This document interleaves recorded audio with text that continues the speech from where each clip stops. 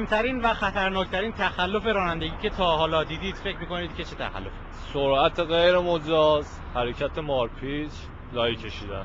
سبقت غیر مجاز، تغییر مسیرهای ناگهانی، سرعت‌های ناهنجار.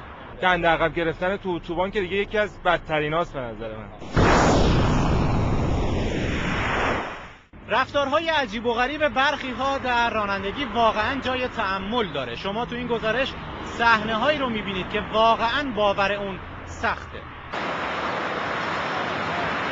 اگرچه همه ما کم و بیش تخلفات بیشماری رو در معابر شهری یا برون شهری دیدیم، اما مطمئناً این رفتار عجیبترین و خطرناکترین تخلفیه که تا به حال دیدیم.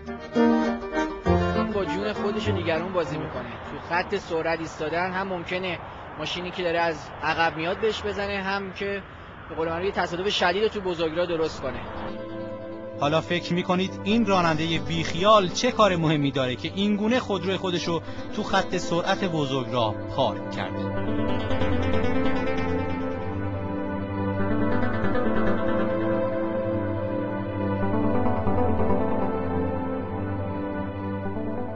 اصلا آدم اگه فکرشو بکنه که بعدش چه صحنه‌ای پیش میاد 100 سال این کارو نمیکنه. گویا این تخلفات تمومی نداره. حالا حرکت با دنده عقب، اون هم در مسیری که خودروها با سرعت زیادی در حال حرکتند.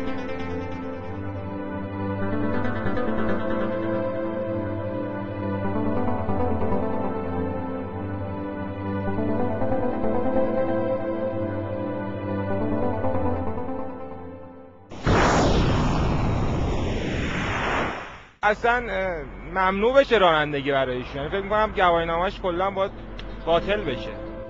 و باز هم یک رفتار پرخطر دیگه که هر آن ممکنه حادثه ای رو رقم بزنه.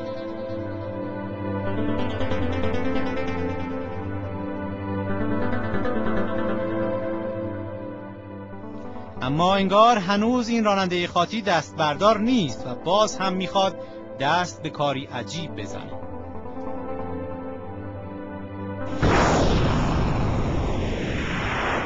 به لحاظ اینکه خب اونجا پلیس حضور نداشت اما دوربین ها داشتن رصد میکردن، دقیقاً تخلفات این راننده احساس شد، مبالغ جریمه‌شون در سیستم گذاشته شده و نمرات منفیشون هم محاسبه شد. از طرفی چون نمرات منفی دیگری هم ایشون داشتن، جمع نمرات منفیشون به 31 رسید.